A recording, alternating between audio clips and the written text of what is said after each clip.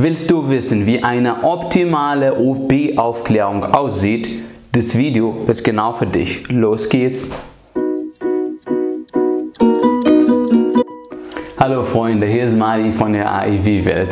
Schön, dass du da bist. Ich freue mich total auf dich und freue mich auch vor allem, dass wir dir irgendwie ein bisschen helfen können und dich weiterbringen können. Direkt zum Thema. Das Wertvollste, was wir haben, ist die Zeit. Ich will deswegen deine Zeit nicht vergeuden und dann sage ich dir, für wen eignet sich dieses Video. Das Video ist für Studenten, die gerade fertig sind und wollen in die Chirurgie anfangen, oder für Assistentärzte in die Chirurgie in den ersten 2 Jahren, oder für erfahrene Assistenten bzw. Fachärzte, die uns helfen wollen und können da alles gucken, was ich so erzähle und kontrollieren und dann auch später schreiben, was ich vergessen habe oder was ich jetzt hier falsch erzählt habe. Wovon ich hier erzähle, sind meine Erfahrungen mit tausenden Aufklärungen nach 5 Jahren in der Chirurgie, wie viel ich gelernt habe, was ich falsch gemacht habe und was ich falsch gesehen habe. Das alles fasse ich für dich zusammen in diesem Video. Bleib bis zum Ende. So, der erste Schritt einfach. Du gehst zu eConsent Pro, das ist so ein Programm, haben wir alle auf unsere PCs, und drückst zu einer Einwilligung aus. So, ich habe jetzt für heute die Appendektomie-Einwilligung ausgewählt. Die druckst du aus, normalerweise sieht so aus, mehrere Seiten. Dann fangen wir ganz vorne an. Ganz vorne hier steht auch drauf, Patientendatenaufkleber. Da kommt von der Patientenakte ein Aufkleber drauf. Und zwar macht das in 2 Stück. Einmal auf der ersten Seite und einmal auf der letzten Seite. Falls die erste Seite irgendwie verloren geht oder wenn der Patient so viele Einwilligungen hat, dass man weiß, das ist die richtige Einwilligung auf der Seite, wo die Unterschrift steht.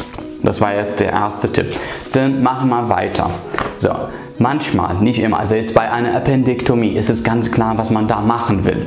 Bei anderen Operationen findest du manchmal nicht die genau richtige Aufklärung dafür. Aber dann kannst du hier daneben schreiben, was ihr genau machen wollt. Beziehungsweise in manchen Operationen, es ist sehr abhängig von dem operativen Befund und dann kann sich die Operation ausweiten. Dann kannst du die weiteren Möglichkeiten auch hier daneben schreiben. Ja? Zum Beispiel in der Gefäßchirurgie ist es häufig, man geht intraoperativ und entscheidet, ob man einen Bypass machen will oder einfach interventionell weiter vorgehen möchte. Das schreibt man alles hier. Noch ein Tipp: Bei einer Appendektomie hast du keine Seite. Der Blinddarm ist immer rechts. Bei aber orthopädischen Aufklärungen bzw. gefäßchirurgischen Aufklärungen, alles was so eine Seite hat, es ist sehr wichtig, dass du die Seite nicht vergisst. Ich habe so häufig Seiten vergessen bzw. Seiten verwechselt. Das darfst du nicht machen. Ja? Du musst von meinen Fehlern lernen. Bitte achte auf die Seite, dass die Seite hier steht. Dann kläre nicht auf für irgendwas, was du nie gesehen hast oder nie davon gehört hast. Das sollst du nicht machen, weil wenn später zu irgendwelchen Problemen kommt und du aufgeklärt hast für irgendwas, was du nie gesehen hast, dann hast du eine Schuld. Das soll man nicht machen. Man klärt auf für Sachen, die man schon selber verstanden hat. Ich weiß, das ist nicht immer möglich, aber mindestens schau dir zum Beispiel ein Video dazu, frage einen älteren Kollegen oder einen älteren Oberarzt, lese die Einwilligung, bevor du Patienten aufklärst. Das kann man immer machen. Dann, man muss auch, jetzt wenn man so auf die Aufklärung geht, auch kreuzen. Es gibt jetzt zum Beispiel hier bei der Appendektomie, es gibt eine offene, eine laparoskopische, eine Single Incision und so weiter. Kreuze, was ihr machen wolltet. Wenn ihr auch mehrere Möglichkeiten habt, zum Beispiel bei einer laparoskopischen Cholecystektomie, man kann es manchmal über mehrere Trockhaare machen oder ein Single Incision. Was wollt ihr machen? Das soll man kreuzen. Zumindest soll man irgendwas auch malen hier. Also erklären. Das sollst du auch tatsächlich machen. Das ist ja auch deine Aufgabe, Zeit zu nehmen und die Patienten aufzuklären. Stell dir vor, du schläfst und irgendjemand macht irgendwas mit dir. Willst du noch nicht wissen, was er da macht? Aber da auch, Momentchen, da muss man die Aufklärung an den Patienten anpassen. Also du darfst jetzt nicht jemand, der behindert ist, eine lange Aufklärung und alles so erzählen von wegen, was weiß ich, so alle Einzelheiten, welche Fehler er nimmt und so weiter. Das macht man nicht.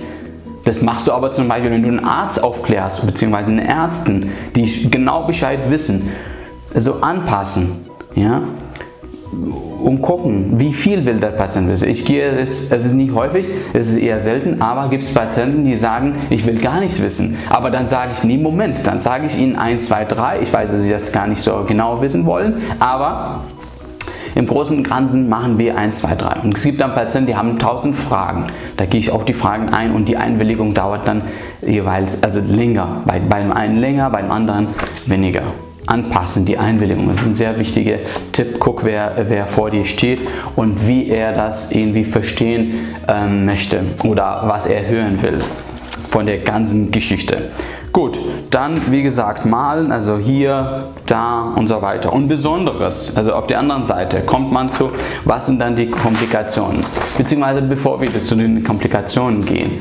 Man soll auch aufklären, warum man operiert. Warum haben wir uns entschieden, eine Operation zu machen und nicht jetzt mit Tabletten zu behandeln. In der Appendektomie zum Beispiel, weil wenn wir mit Tabletten behandeln, kann es sein, dass es trotzdem zu Perforation kommt. Was heißt Perforation? Heißt Peritonitis. Es ist ganz gefährlich. Das sind so die Alternativen. Abwägen, warum hat man sich für eine OP entschieden. Ja? Und wenn du nicht weißt, warum man sich für eine OP entschieden hat, dann frag doch deinen Oberarzt oder denjenigen, der die Indikation gestellt hat. Das ist auch eigentlich eine der wichtigsten Sachen, die du in den ersten Jahren verstehen musst. Warum wird der Patient operiert? Es ist nicht, ein sehr erfahrener Chirurg hat mir mal erzählt, der gute Chirurg ist nicht der Chirurg, der weiß, wenn er schneiden muss. Das ist der Chirurg, der weiß, wenn er nicht schneiden muss und darauf verzichten soll. Das ist sehr wichtig in den ersten Jahren zu verstehen. Warum wird hier operiert, warum wird da nicht operiert? So, und das dann auch den Patienten zu vermitteln, warum wir hier operieren.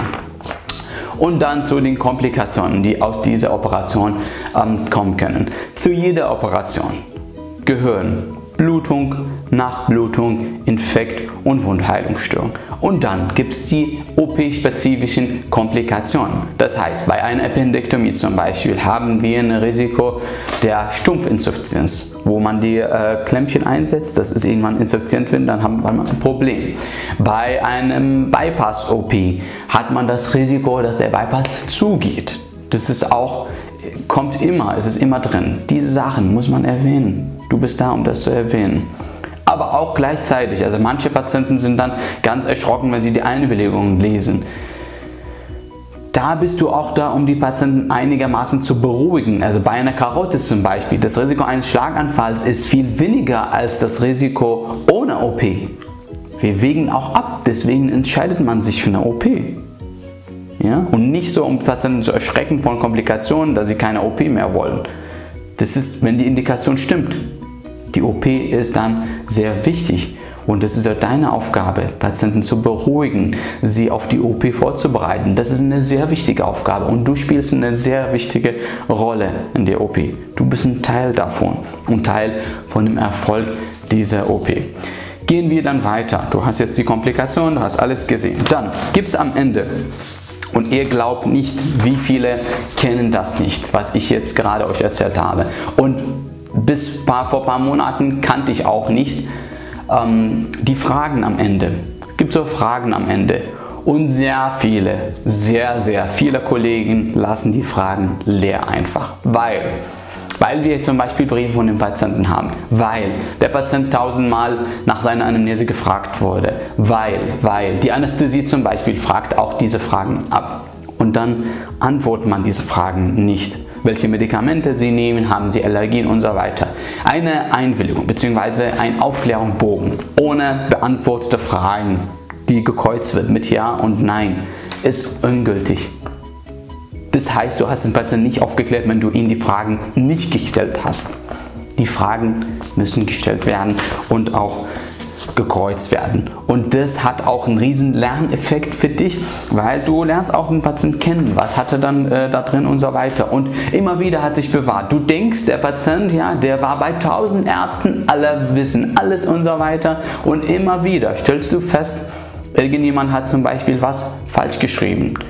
Bei einer Einwilligung habe ich zum Beispiel festgestellt, dass bei einem Patienten in mehreren Briefen geschrieben wurde, dass er ein Defi hat, einen Defibrillator hatte aber nicht. Der Patient hat mir gesagt, ich habe keinen. Die haben mich verwechselt und schon vor Jahren.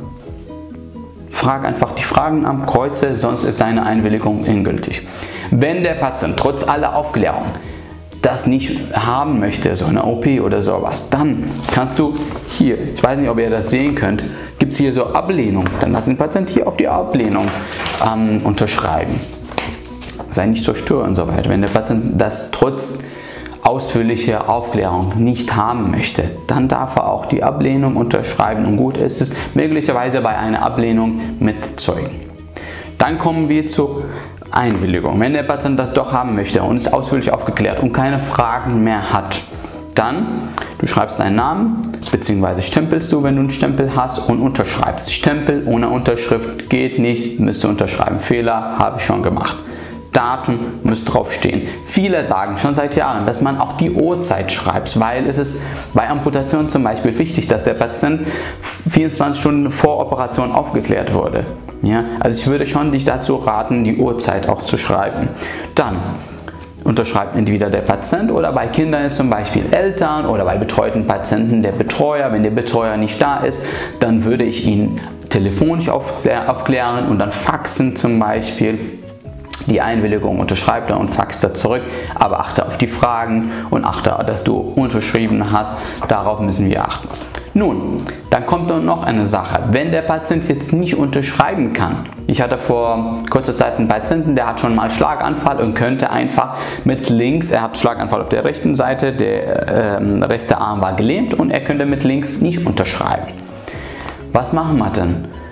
Da holt man sich einen Zeugen, einen Arzt, eine Schwester, irgendjemand halt von einem Krankenhaus, der auch da arbeitet und zu zweit fragt man den Patienten, sind sie damit einverstanden, sagt der Patient ja, dann schreibt man das und unterschreibt und lässt dann 2 Leute unterschreiben, dass der Patient damit einverstanden war. Wenn der Patient auch noch blind zum Beispiel und kann auch nicht unterschreiben und will, dass jemand anders für ihn unterschreibt, eine Ehefrau zum Beispiel, die jetzt keine Vollmacht haben, dann gilt hier wieder dasselbe. Hol mal einen Zeugen, der dabei ist und dann lass halt unterschreiben.